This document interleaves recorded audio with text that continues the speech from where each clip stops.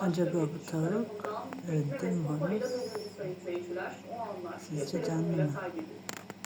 Abone olup like atmayı unutmayın. Öldüyse abone olun, ölmediyse like atın. Şimdi dokunuyoruz. Bakalım ne? Sıcağına kadar yatıyor.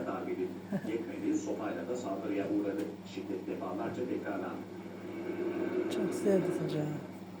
Talihsiz çocuk darbelere daha fazla dayanamadı. Can havliyle Çocukların hayvan sevgisi işte. Kameralara böyle yansıdı.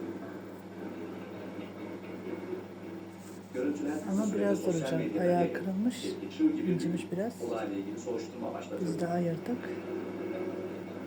Biraz düzeldi. Geri götüreceğiz arkadaşlarının yanına. Gazze'de İsrail saldırısında hayatını kaybeden 6 yaşındaki Filistinli Hint Rajab'ın hikayesini anlatan Rajab'ın